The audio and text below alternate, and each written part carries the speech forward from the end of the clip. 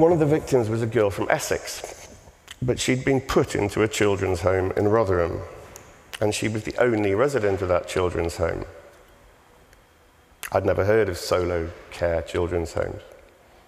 In 2 months in that home, she'd gone missing 15 times, periods ranging from a day to a fortnight. And on one of those missing nights, she'd been taken to a house, put blind drunk in an upstairs bedroom, and cars had started arriving from all across Greater Manchester. Men were queuing on the stairs and on the landing outside the bedroom.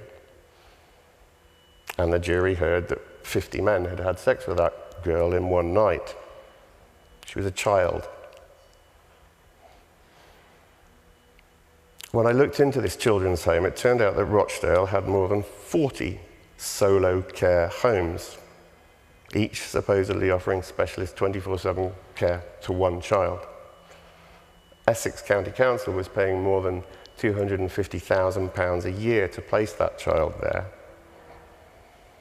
We discovered a whole pattern of private care companies, many of them owned by private equity firms, buying very cheap properties in the north and the Midlands. And vulnerable kids were being shipped up from London and the southeast. Private companies were charging extortionate prices. And these kids were being placed, many of them right smack bang in the middle of sex grooming hotspots. That story is just one example of some of the spin-offs that came along the 4 years, but it led to an urgent government review, a significant shake-up of children's home regulations. By now, more and more criminal inquiries were being launched, but I kept coming back to Rotherham because something about what the police had done in that house really troubled me. We told and got to know some families so well in that town, and I got to know the case files, and it just seemed extraordinary that the authorities knew so much and did so little. I couldn't work out if it was just these isolated cases I was hearing about or whether it was something more. And eventually came the big breakthrough for the investigation, without question the most single important day, which was the day I drove to an address somewhere in South Yorkshire. I waited, and eventually another car drove up. I opened my boot, the driver opened theirs, and 2 very large sagging cardboard boxes were transferred from their car to mine. Inside those boxes were hundreds of confidential documents. Internal papers, police intelligence reports, social services case files. Those papers gave us the chance to tell a very detailed and damning story, how for more than a decade, South Yorkshire Police and Rotherham Council had known exactly what was happening.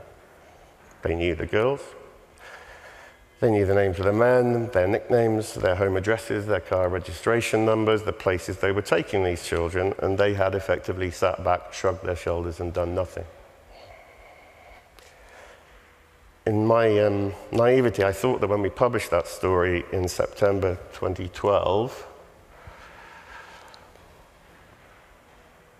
those at the top of those 2 organisations would be so shocked and ashamed and horrified that they would immediately announce inquiries to try to get to the bottom of what had happened. Rotherham Council was indeed horrified, and an inquiry was launched, but not into their own failings. All they wanted to know was how we'd got hold of the documents. They'd already tried to get a High Court injunction to block an earlier story. Now they asked the police to launch a criminal inquiry into the leak. They also hired a firm of solicitors to investigate the security breach. As for the police, they not only dismissed all criticism, but publicly accused the Times of exploiting the victims. Those authorities were in complete denial, so we kept digging, and a year later, in August 2013, we published the story that eventually shamed the council into commissioning the independent inquiry, whose report was published in August last year. Rufus was telling you about it.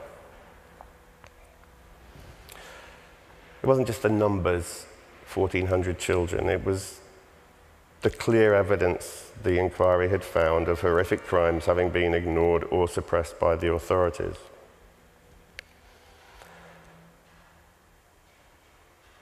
As Rufus said, suddenly Rotherham became headline news globally.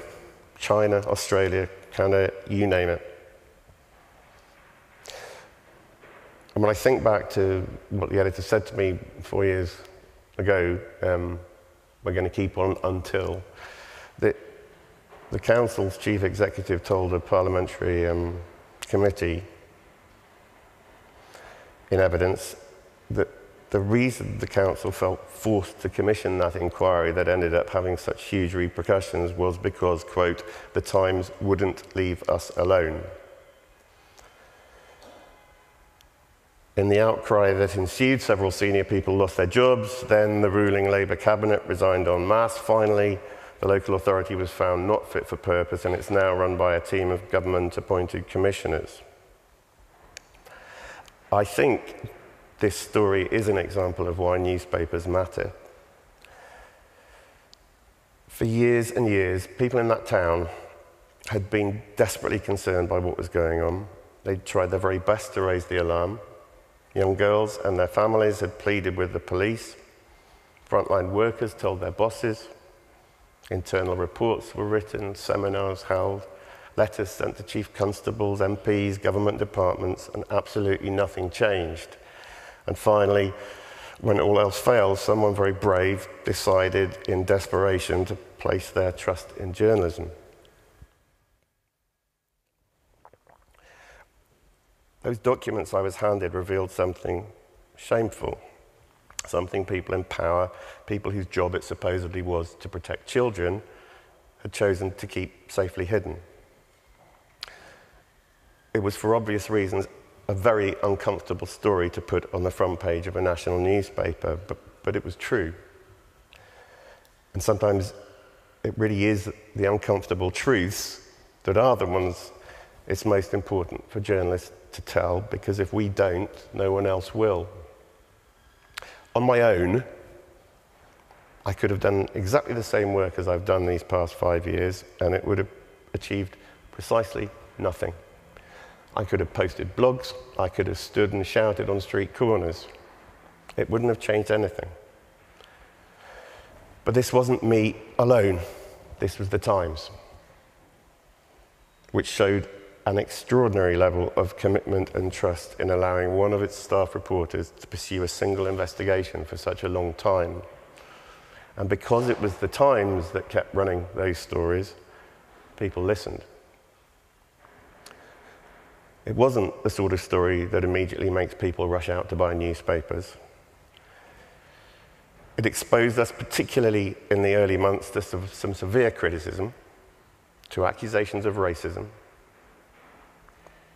Our motivation was questioned, but we kept going. And we ended up giving a voice to some pretty invisible kids. And those articles have, I think, ended up changing the way this country responds to and tackles the sexual exploitation of children by groups of men. Some children, I hope, are safer as a result. That is journalism in the public interest. And to have had a chance to play a role in that process makes me a very lucky person. Thank you.